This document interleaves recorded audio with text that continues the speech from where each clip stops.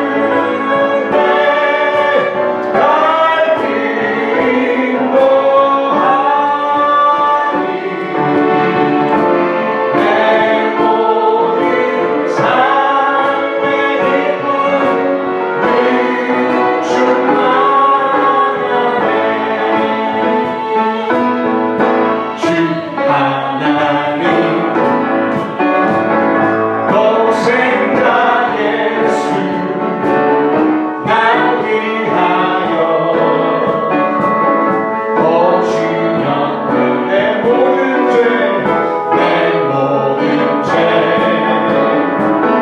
다 사하시고 주께서 구원하신 나. 우리 주 하나님 독생주에서 다시 한번 주 하나님 독생자 예수 날 위하여 오시었네. 내 모든 죄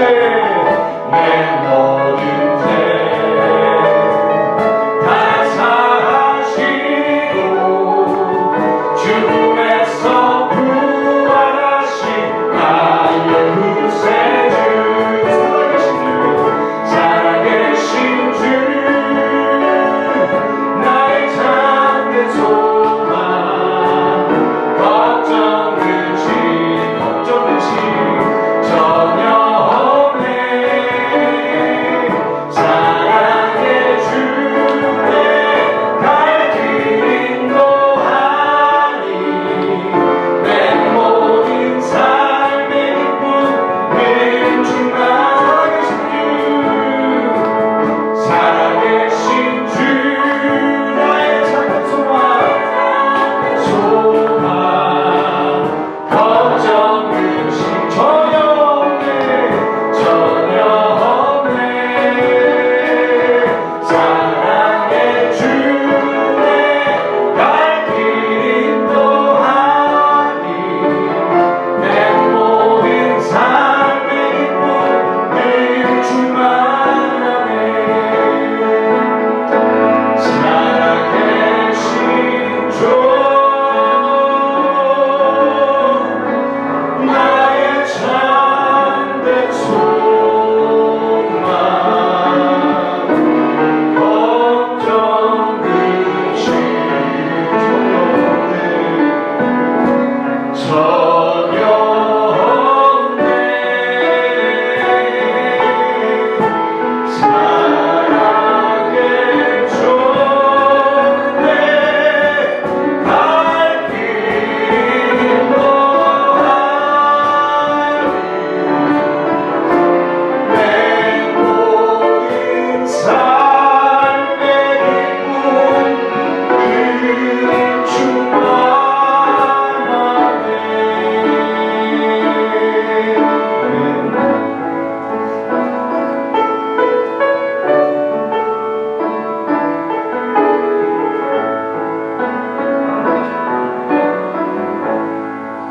하늘의 문을 여소서.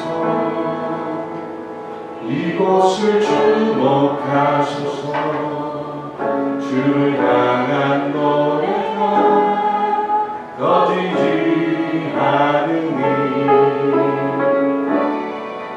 하늘을 열고 보소서. 이곳에 임재하소서. 주님을 기다립니다. 기도의 향기가 하늘에 닿으니 주여 임재하여 주소서.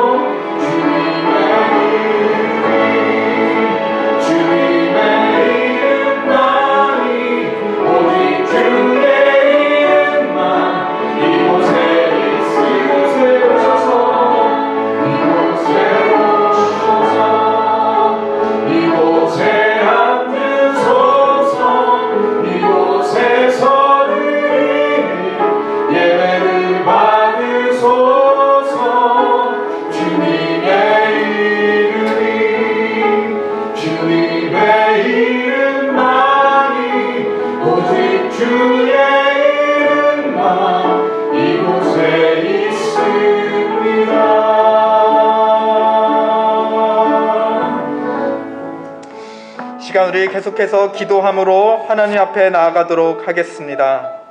이스라엘 백성이 처음으로 제사를 드릴 때 속죄제를 먼저 드리고 그 다음 번제를 드리며 하나님 앞에 화목제를 드렸다 하였습니다. 하나님 앞에 나아갈 때 우리의 죄를 먼저 고백해야 합니다. 그리고 하나님과의 언약에 다시금 헌신하겠다고 우리를 드려야 합니다. 그리고 마지막으로 하나님께서 우리를 기쁘게 받으시고 이곳에 우리를 하나님의 백성으로 인정하시며 하나님과 영원한 생명의 교제를 누리라고 우리 하나님께 간구하도록 하겠습니다. 먼저 우리의 죄를 회개하고 또한 우리를 그럼에도 언약 백성으로 여겨주시는 하나님의 신실하심에 감사하며 이 시간 예배를 통해서 하나님과의 화목함이 예수 그리스도 안에서 다시금 확증될 수 있도록 이 시간 예배를 위해서 서로를 위해서 기도하시겠습니다. 하나님 아버지 감사합니다. 우리의 불성실함에도 불구하고 하나님 여전히 우리를 기억하시고 이 자리로 불러주셔서 그 빛으로 우리의 죄를 낱낱이 드러내어 주시니 주님 우리가 먼저 십자가에 의지하여 우리의 죄를 고백합니다. 그리고 그 위에 주님 다시금 하나님과의 언약에 헌신하겠노라 주님 다짐 마음에 주님 우리의 기도와 우리의 마음을 들어주시옵소서.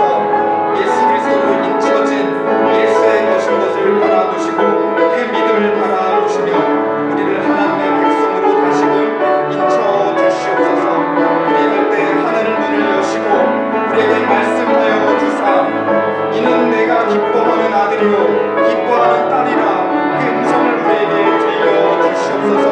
이 예배 가운데 임재하신 하나님과 더불어 화평을 누리고 화목을 누림으로 말미암아 우리 자신과 또 우리 옆사람과 또 우리가 나아가는 세상과 온전히 화목하며 그 화평을 세상에 전하는 하나님의 자녀들로 빛된 자녀들로 다시금 새로워지도록 하나님 이곳에 임재하여 주시옵소서.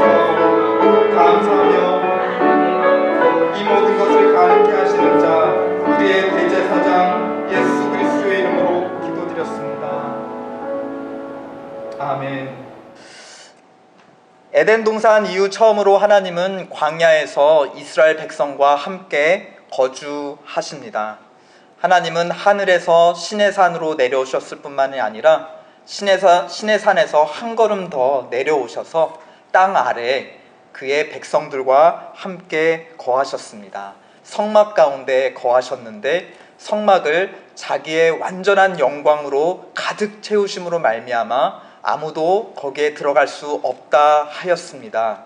즉 하나님은 자기의 일부분만 잠깐만 백성에게 주신 것이 아니라 자기의 온 전체를 내려와서 그 백성에게 주시기로 결심하신 것입니다. 그런 점에서 성막은 여러 면에서 에덴 동산을 닮아 있는데요. 에덴 동산에서 강물이 발원하였던 것처럼 이 성막에도 높대야 안에 물이 담겨 있습니다. 그리고 에덴 땅이 정금과 보석으로 가득하였던 것처럼 이 성막에도 금과 은과 놋과 같은 보석들이 반짝반짝 거립니다. 에덴 동산에 생명나무가 있었듯이 이 성막 안에도 7갈래 나뭇가지 모양을 한 금 등잔대가 있었습니다. 에덴 동산에 또한 선악과를 선과 악을 분별하는 그 열매가 있었던 것처럼 이 지성소한 언약궤 안에는 옳고 그름을 분별하는 그 기준이 되는 10계명이 담겨져 있었습니다. 이런 면들을 보았을 때 성막은 다름 아닌 움직이는 에덴 동산이다. 그렇죠? 모바일 하우스 오브 갓이죠. 바퀴가 달려있는 에덴 동산입니다. 그 에덴 동산 정원이 바퀴가 달려 있어서 그 도로 위를 달린다고 한번 생각해 보십시오. 그런데 에덴 동산을 닮은 만큼 이것 또한 빠지지 않은 것이 있는데요. 다름 아닌 바로 화염검입니다. 화염검. 창세기 3장 24절에 나오는 그 불검인데요. 그 목적을 이렇게 밝히고 있습니다. 창세기 3장 24절 이같이 하나님이 그 사람을 쫓아내시고 에덴 동산 동편에 그룹들과 두루 도는 화영검을 두어 생명나무의 길을 지키게 하시니라. 우리 한번 다음 자료 화면 보여주시겠어요? 이 성막의 모형을 보여주고 있는데요. 성막은 3단 구조를 가지고 있습니다. 동쪽 문에서 첫 들어오면 성막들이 있고, 그 다음 한 걸음 더 건물 안으로 들어가면 성소, 거룩한 장소, 성소가 있습니다. 그리고 천막이 가리어져 있는데 그 너머에 바로 하나님의 임재가 있는 지성소, 지극히 거룩한 곳이라고 하는 지성소가 있습니다. 이제 백성이 동쪽문을 통해서 성막에 들어가면 처음으로 마주하는 것이 무엇이냐? 바로 불이 번져 있는 그 제단인 것입니다. 그렇죠? 제단.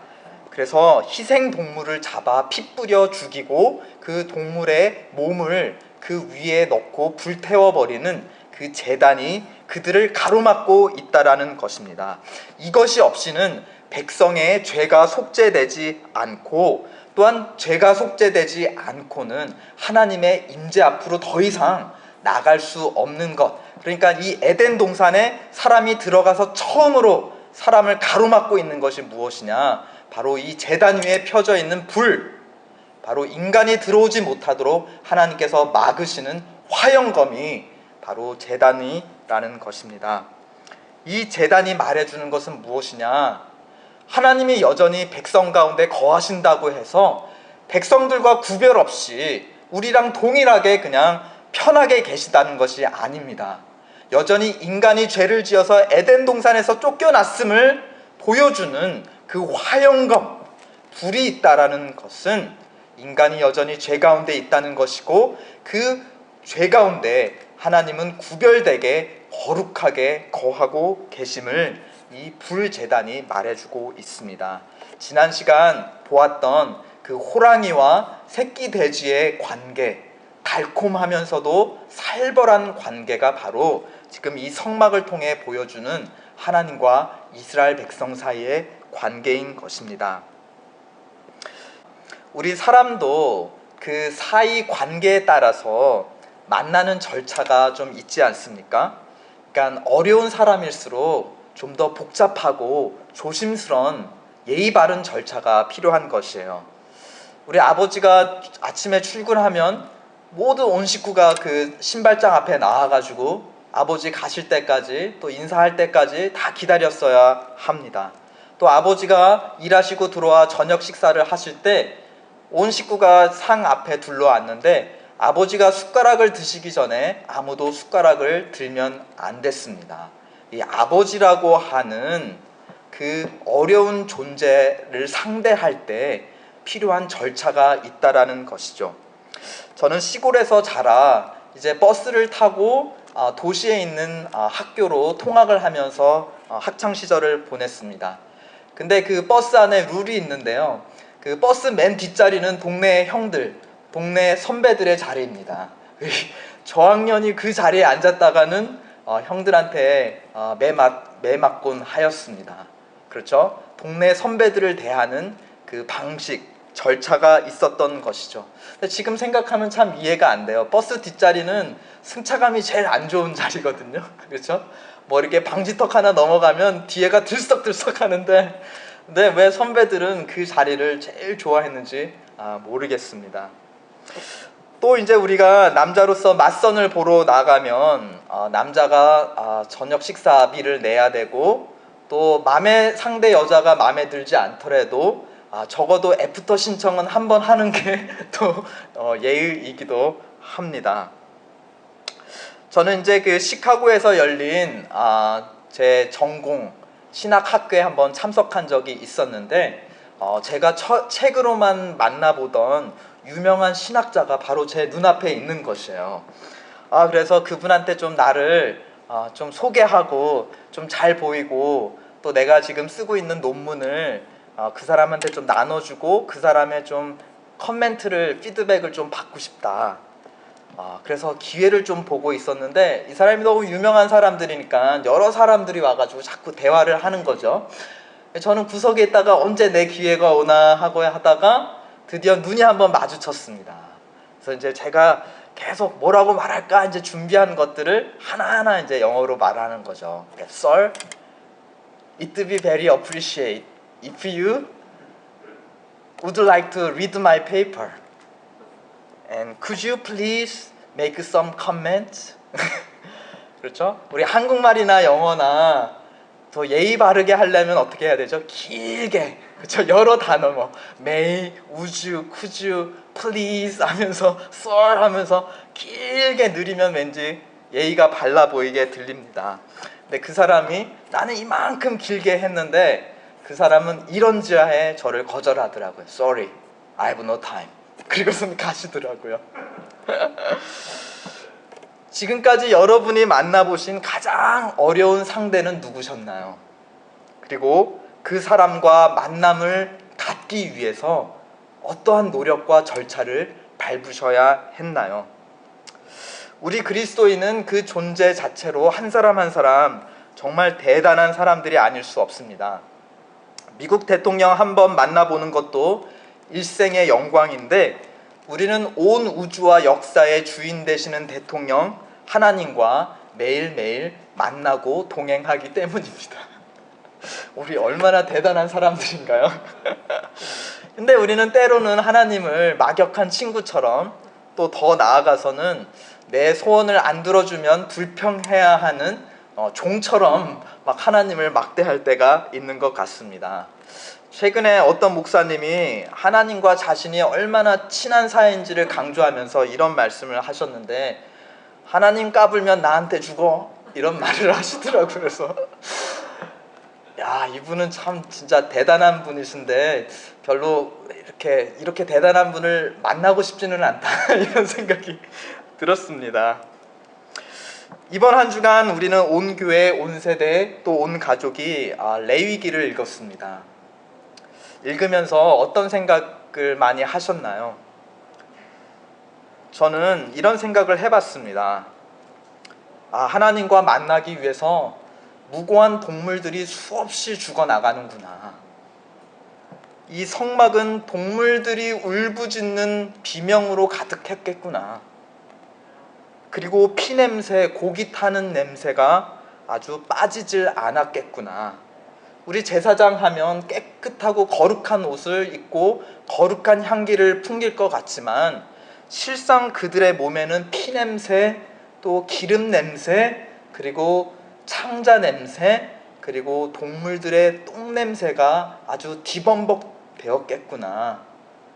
그것이 바로 우리 인간의 실체인 것이고 또한 하나님을 만나기 위한 그 절차가 얼마나 어렵고 까다로운지를 레위기는 잘 보여주고 있습니다. 그것이 레위기의 요점입니다. 중간에 그런 끔찍하고 복잡하며 조심스러운 절차를 거쳐야 할 만큼 백성과 하나님 사이의 거리가 참으로 멀다. 조심스럽다. 그만큼 하나님은 우리와 너무도 다르신 거룩한 존재이시다. 이것이 레위기가 우리에게 말하고자 하는 요점입니다. 그런데 또 다른 요점을 우리에게 말해주는 것이 그럼에도 불구하고 하나님은 그러한 복잡하고 끔찍한 절차를 통해서라도 우리와 만나고 싶어 하신다. 그렇죠? 그만큼 하나님의 우리를 향한 절절한 마음을 우리는 레위기를 통해서 알 수 있는 것입니다. 인간을 향한 no, 그 no를 yes로 바꾸시기 위해서 하나님이 많은 노력을 하신다는 것입니다. 그 노력을 보여주는 첫 번째 흔적이 바로 성막에 들어가면 처음 보이는 제단인 것입니다. 이 제단은 바로 스탑 사인이죠. 에덴 동산을 쫓아내면서 그 동쪽 문에 화형검을 두어 인간이 들어오지 못하게 스탑 했던 것처럼 이 제단은 인간에게 스탑입니다. 더 이상 들어오지 마라. 여기서 멈춰라. 그런데 우리 운전을 하다 보면 스탑 사인이 있어서 멈춰 서야 되지 않습니까? 그렇지만 기다리다가 내 차례가 되면 거기에 계속 스탑해 있는 것이 아니라 내 차례가 되면 어떻게 하죠? 지나갑니다. 고입니다. 그러니까 이 스탑 사인, 재단이라고 하는 스탑 사인은 영원한 스탑이 아니라 동시에 또한 역설적이게도 고, 가라. 그렇죠? 스탑 했다가 일정 시간을 지키면 고, 하나님 앞에 나아가라는 사인이기도 합니다. 그 스탑과 고 사이에 무엇이 필요하죠? 수많은 동물들이 우리의 죄를 대신해서 피 흘려 죽고 불에 태워졌어야 하는 것입니다. 오늘 레위기 9장 10장 우리가 읽은 본문은 드디어 성막이 완성되고 제사장들이 세워진 다음에 이제 비로소 하나님께 첫 제사를 드리는 굉장히 드라마틱한 사건을 기록하고 있습니다. 오늘 본문 첫 절 22절에 보면 대제사장 아론이 속죄제를 먼저 드리고 그 다음 번제와 화목제를 드리고 내려왔다 하였습니다. 이 순서가 굉장히 중요한데요. 먼저는 속죄제를 드려 우리의 죄를 용서받았어야 합니다. 그 다음 번제를 드려 그런 다음에 죄가 없는 상태에서 하나님과의 언약 관계에 내가 헌신하겠다고 하는 그 의지를 표현하는 번제를 드린 것입니다. 그 번제를 드린 하나님과 마지막으로 드려야 될 것이 무엇이냐? 무엇이죠? 화목제. 비로소 하나님과 백성이 화목하게 되었고 그 증거로 함께 식사를 했던 것입니다. 이 아론은 그것을 마치고 제단으로부터 내려왔습니다. 그 다음 아론이 무엇을 했냐? 23절을 보니 모세와 함께 이제 제단을 넘어서 회막 안으로 들어갑니다. 그리고 가장 거룩한 장소 지성소 안까지 들어갔다 하였습니다. 23절 다 함께 읽어보실까요? 시작. 모세와 아론이 회목에 들어갔다가 나와서 백성에게 축복하매 여호와의 영광이 온 백성에게 나타나며. 이들의 첫 발걸음, 지성소 안으로 들어가는 발걸음은 굉장히 떨리고 두려웠을 것 같아요. 왜냐하면 이건 지금 첫 제사잖아요. 하나님이 알려준 대로 처음 하는 건데 혹시 뭐 빼먹은 거 없나, 실수한 거 없나, 잘못하다가는 거룩하신 하나님 임재 앞에서 바로 죽어 나올 수 있었기 때문이었습니다.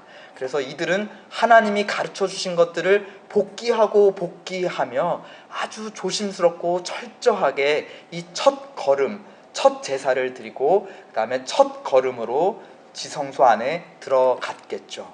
참 감사하게도 하나님이 약속하신 대로 그대로 지키셔서 이들은 살아서 다시 성막들로 나올 수 있었습니다. 그리고 하나님이 영광이 백성들에게 나타나 그들과 화목하게 되었음을 선포해 주셨습니다. 그 증거가 무엇이냐? 하나님이 불로 나타나십니다. 본문 24절 다 함께 시작. 불이 여호와 앞에서 나와 단 위에 번제물과 기름을 사른지라 온 백성이 이를 보고 소리 지르며 엎드렸더라. 여기서 여호와 앞에서 나왔다는 것은 지성소로부터 나왔음을 의미합니다. 그리고 제단에 이미 태워지고 남은 그 제물을 완전히 살라버렸다. 그래서 완전히 살라버렸다는 것은 하나님께서 이것을 어떻게 받으셨다는 거죠? 완전히 흠양하셨다. 완전히 기뻐 받으셨다. 하나님이 이것을 완전히 이스라엘 백성이 드린 제물을 완전히 받자 이스라엘 백성은 그것을 보고 어떻게 하였나요? 소리 지르며 엎드렸더라. 이것과 비슷한 상황과 장면이 구약 성경에 한 두 차례 나오는데요. 첫 번째는 열왕기상 18장입니다. 우리가 잘 알고 있는 엘리야 선지자가 갈멜산에서 바알 선지자들과 대결할 때였습니다. 그래서 제단을 쌓아놓고 그 다음에 주변에 도랑을 파서 물을 다 채워놨죠. 그리고 나서 하나님께 불을 내려달라고 기도하자 하나님께서 그것에 응답하시면서 불을 내려 이것을 다 사르셨다. 여기서 나오는 표현 사르셨다 하였는데 그 불이 얼마나 강했냐. 번제물뿐만이 아니라 나무도, 그리고 제단을 쌓은 돌도, 흙도, 그리고 도랑의 물도 다 핥아서 살라버리셨다. 즉 하나님께서 무엇이죠? 엘리야의 간청을 완전히 받아 완전하게 이루셨음을 보여주는 장면입니다. 또 비슷한 장면, 그리고 오늘 성막과 같은 장면이 바로 역대하 7장에 나오는 성전 봉헌 장면입니다. 솔로몬 왕이 성전을 완성하고 봉헌하면서 제사를 드렸는데 그 장면을 7장 1절이 이렇게 증언합니다. 솔로몬이 기도를 마침에 불이 하늘에서부터 내려와 번제물과 제물들을 사르고 여호와의 영광이 그 전에 가득하더니. 하나님이 불사르셨다는 건 이 제물을 완전하게 흠양하셨다는 거고, 이 제물을 바친 언약 백성들을 완전히 자기의 백성으로 기뻐 받으신 것을 의미합니다. 그러자 백성들이 소리 지르며, 기쁨으로 소리 지르며 엎드립니다. 여기서 소리 질렀다 하니까 무서워서 으악 하고 소리를 지른 것으로 우리가 이해할 수도 있지만, 여기서 소리를 질렀다고 하는 히브리어 언어가 사용된 다른 구약 본문들의 용례를 살펴보면 다 하나같이 기쁨의 소리를 질러서 기쁨의 찬양을 올려드리며 라고 사용되고 있습니다. 그러니까 이 장면에서 백성들이 떨리는 마음으로 첫 제사를 드렸는데 과연 하나님이 우리를 받으실까라고 두려워하는 순간, 그렇죠? 아론과 모세가 살아서 나오고 그 불이 지성소로부터 나와서 백성들이 드린 번제물을 다 태워버림에 하나님이 우리를 인정하시는구나, 받으시는구나 하고 백성들이 기뻐하며 엎드려 경배하였다는 것입니다. 그런데 10장에 이르러서 이 백성의 기쁨의 소리는 곧 슬픔의 곡소리로 바뀌는 사건이 일어납니다. 1절에 아론의 두 아들 나답과 아비후가 향로에 숯불을 담아 여호와 앞에 분향합니다. 우리 그림에서 보시면 지성소 속죄제 바로 천막이 있고 그 맞은편 뒤에 뭐가 있죠? 분향단이 있습니다. 그렇죠? 저기까지 나아가서 불을 피웠습니다. 그런데 2절을 보니 똑같은 불이 지성소로부터 나와서 또 태워버렸는데, 2절을 읽으면 불이 여호와 앞에서 나와 그들을 삼켰다. 여기서 삼켰다는 그 단어는 아까 여호와의 불이 나와서 제단 번제물을 살랐다 했을 때와 같은 단어입니다. 완전히 태워버렸다라는 뜻인 거죠. 그런데 그들이 여호와 앞에서 죽어버리게 되었습니다. 1절에서 이들이 왜 이렇게 갑작스럽게 죽을 수밖에 없었는지 그 이유를 밝히는데요. 바로 하나님께서 명하신 것과 다른 불을 사용했기 때문이라고 밝히고 있습니다. 다른 불이란 무엇인가? 이 영어 성경에는 strange fire 혹은 unauthorized fire라고 말하고 있습니다. 그러니까 한국말로 굳이 번역하면 낯선 불 혹은 무면허불, 무인가불인 것입니다. 비공식 불을 사용했던 것입니다. 그렇다면 하나님께서 허락하신 그 불, 공식적인 불이 무엇인지를 알면 우리는 이들이 드린 잘못된 불, 무면허불이 무엇인지 그 정체를 알 수 있을 것입니다.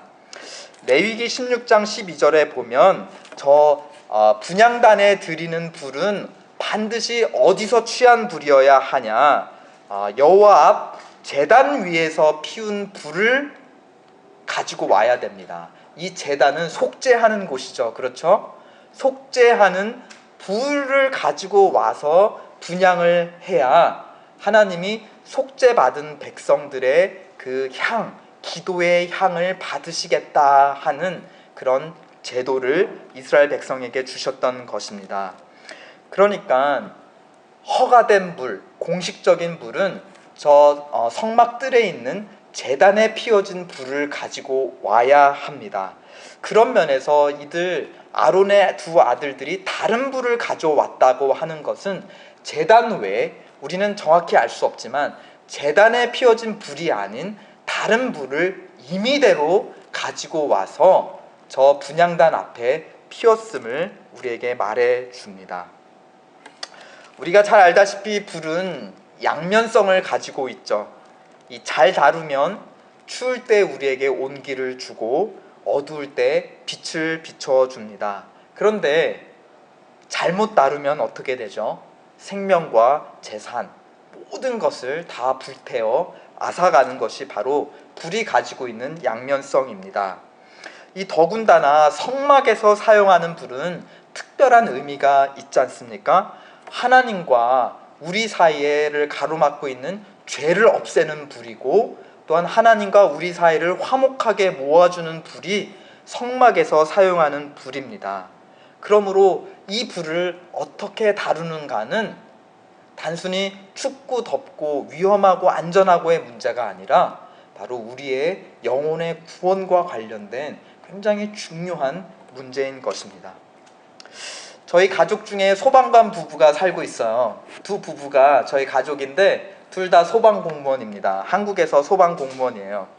제가 이 친구들한테 한번 물어봤어요.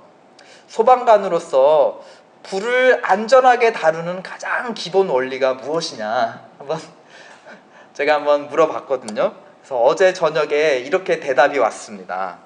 이 대한민국 현역 소방관이 말하는 대답이니까 여러분 신뢰하고 잘 지키시기 바랍니다.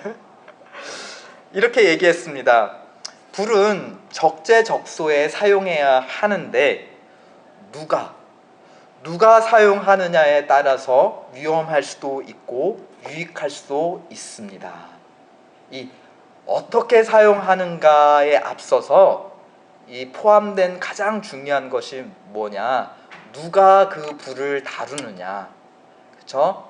숙련된, 불의 위험성을 잘 알고 있는 숙련된 자, 어른이 다루느냐, 아니면 그것을 잘 알지 못하는 어린아이가 다루느냐, 누가 다루느냐가 굉장히 중요하다라고 대답해 주었습니다. 이 분향단에 피우는 불은 레위기 16장 12절 아까 인용한 것에 의하면 제단에서 피운 불을 사용할 뿐만이 아니라 또한 출애굽기 30장 7절에 의하면 아론, 즉 대제사장이 그 불을 사용하라고 명시가 되어 있습니다. 하나님이 원하시는 불은 누가 사용하냐, 누구더러 사용해야 적법하다고 하나님이 지정해 주셨는가? 대제사장. 왜 대제사장이 이 제단불을 사용해서 분향해야 하는가? 여러분, 저 그림 속에 분향단의 위치를 한번 주목해 보십시오. 하나님의 보좌인, 하나님이 임재하시고 심판하시고 말씀하시는 장소인 속죄소, 그 바로 맞은편 가장 가까이 대하고 있는 것이 바로 분향단입니다. 그래서 저 분향단과 관련해서 출애굽기 30장 6절은 이렇게 하나님의 명령을 전합니다. 그 제단, 즉 분향단을 증거계 위 속죄소 맞은편 곧 증거계 앞에 있는 저 휘장 밖에 두라. 그 속죄소는 내가 너와 만날 곳이며. 그러니까 속죄소가 하나님의 임재를 상징한다면 그 천막 넘어서 성소에 있는 가장 가까이에 있는 분향단은 너를 상징하는 거죠. 너, 이스라엘 백성을 상징하는 것입니다. 그러니까 이 천막을 사이에 두고 이스라엘 백성과 그 다음에 하나님이 마주해서 만나고 거기로부터 말씀을 전해 주신다는 겁니다. 속죄소가 하나님의 자리라면 분향단은 언약 백성의 자리입니다. 그런데 계시록 8장 4절에 의하면 여기서 피어 올리는 그 연기, 향연이 무슨 의미이냐? 계시록 8장 4절에 의하면 이 향연이 성도의 기도와 함께 하나님 앞에 올라간다 하였습니다. 그러니까 이 연기가 무엇을 의미하냐? 천막을 사이에 두고 그 너머에 계시는 하나님의 임재를 향하여 무엇을 올려드린다는 것이죠? 우리의 간구와 소원, 우리의 필요를 하나님께 올려드리는 아주 지극히 거룩한 기도라고 하는 것입니다. 그러니까 이 분향단 앞에 설 수 있는 사람, 분향단 앞에 불을 피워 향을 피울 사람은 백성 중에 그 한 사람이 있어야 한다면 바로 누구일까요?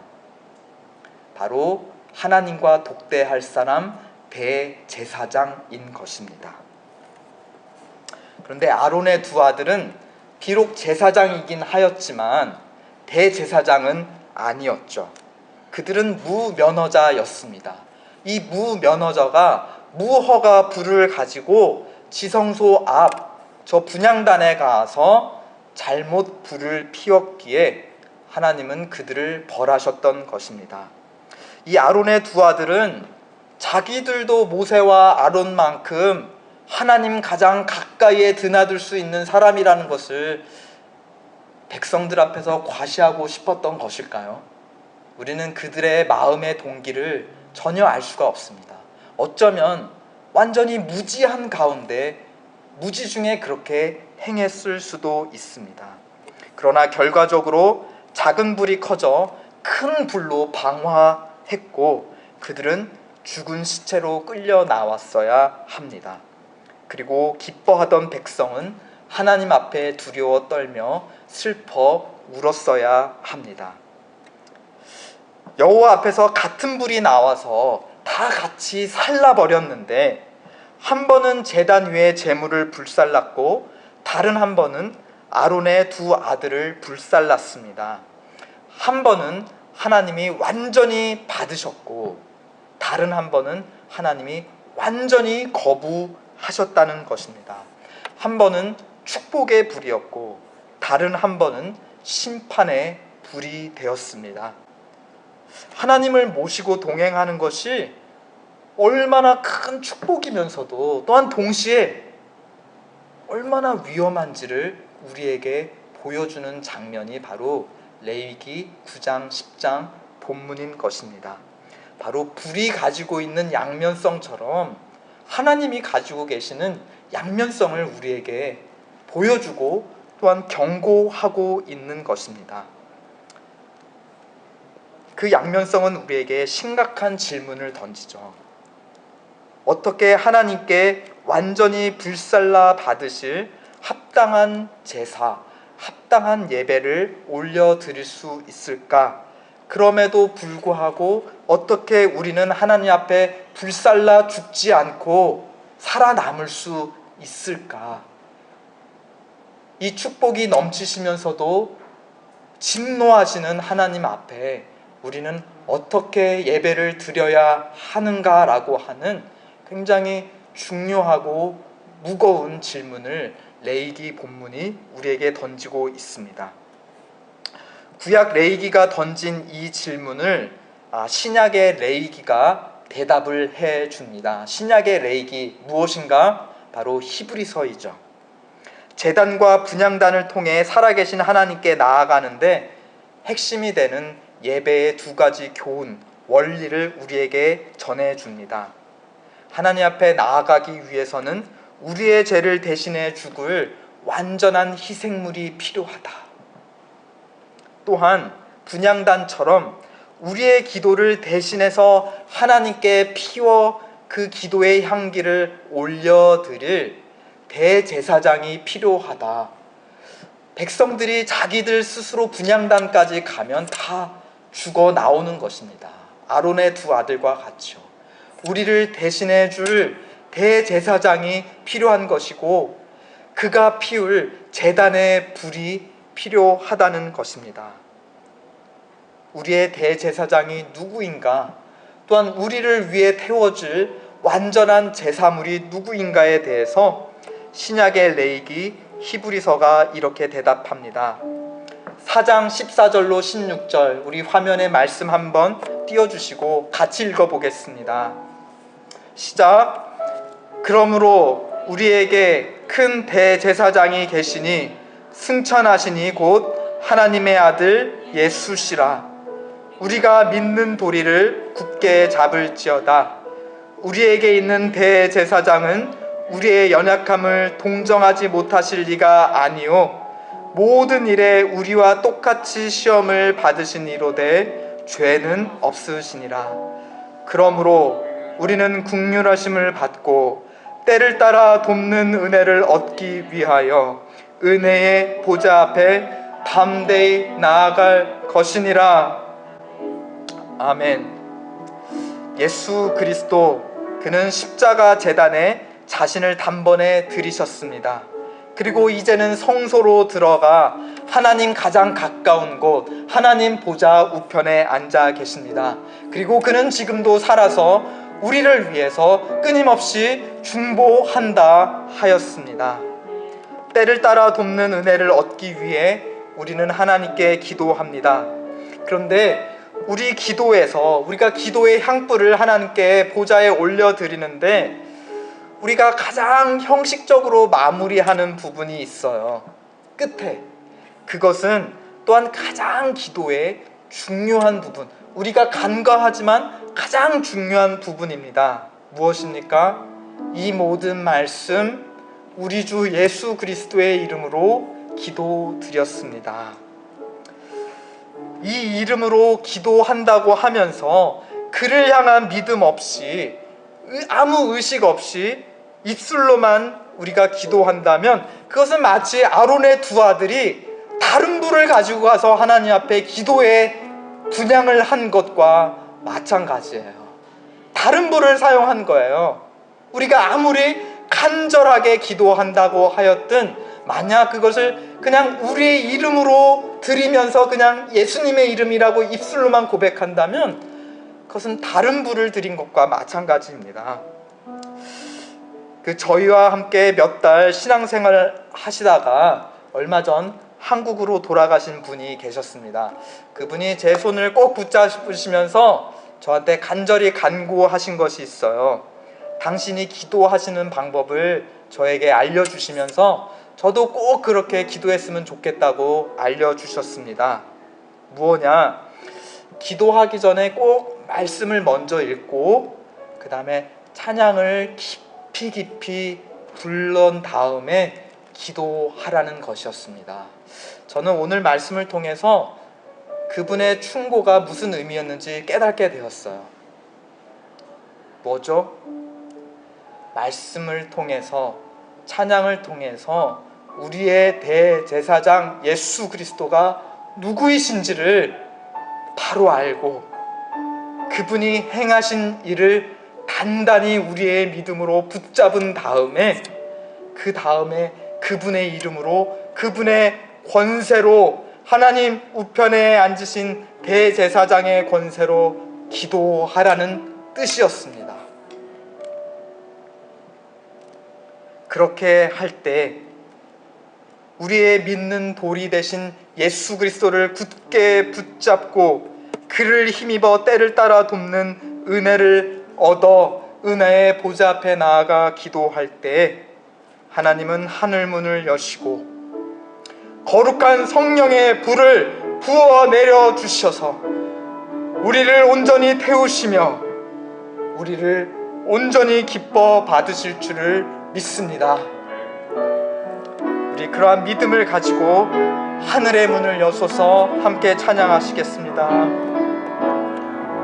하늘의 문을 여소서 이곳을 주목하소서 이곳을 주목하소서 주를 향한 노래가 꺼지지 않으니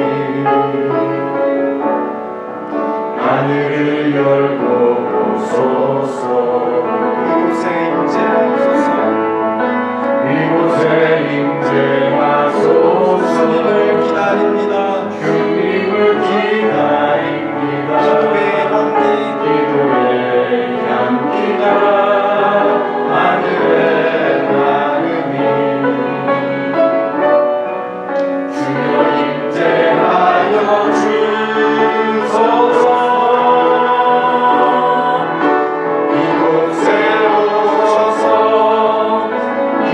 이곳에 앉으소서. 이곳에서 드리는 예배를 받으소서. 주님의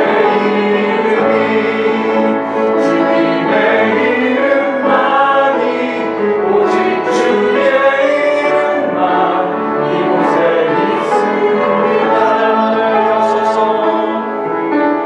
함께 일어서셔서 하늘의 문을 여소서. 이곳을 주목하소서. 주를 향한 노래가 꺼지지 않으니 하늘을 열고 보소서. 이곳에 임재하소서. 이곳에 임재하소서. 주님을 기다립니다. 기도의 향기가 하늘에 나르니 주여 임재하여 주소서.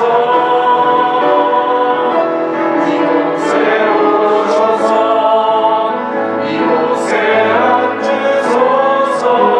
이곳에서 드리는 예배를 받으소서. 주님의 이름만이 주의 이름만 이곳에 있습니다.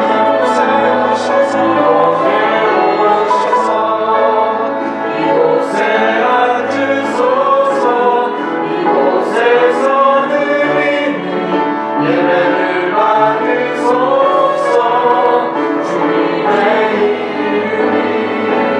주님의 이름만이 오직 주의 이름만 이곳에 있습니다. 오직 주의 이름만 이곳에 있습니다.